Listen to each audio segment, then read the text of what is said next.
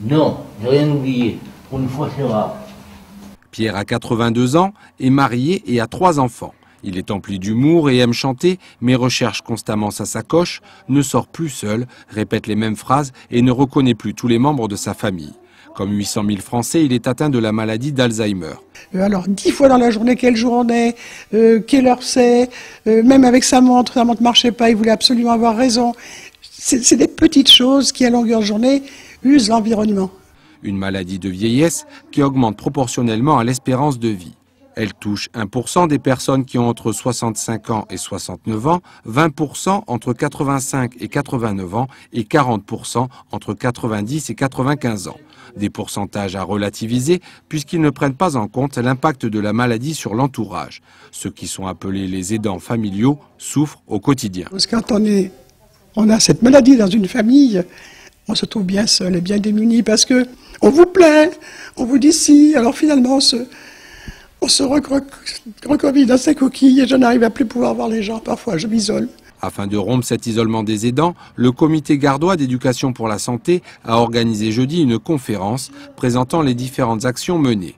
Parmi elles, la mesure 2 du plan Alzheimer, lancée en 2008, prévoit une formation pour les aidants familiaux.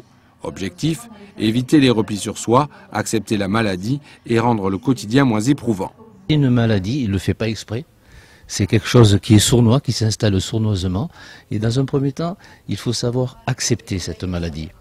Et il y a une deuxième difficulté, c'est aussi de pouvoir accepter de l'aide. L'idée, c'est un petit peu de les accompagner, puisqu'ils sont accompagnants à domicile au quotidien, et c'est de les accompagner dans leurs difficultés, mais aussi de les aider à retrouver des instants de plaisir et de bonheur à partager avec les personnes malades. Entretien individuel, groupe de parole et soutien psychologique sont autant d'initiatives qui doivent aider à passer outre ces sentiments d'abandon et de culpabilité pour se recentrer sur soi. J'ai perdu ma maman le 29 juillet 2010 de cette année.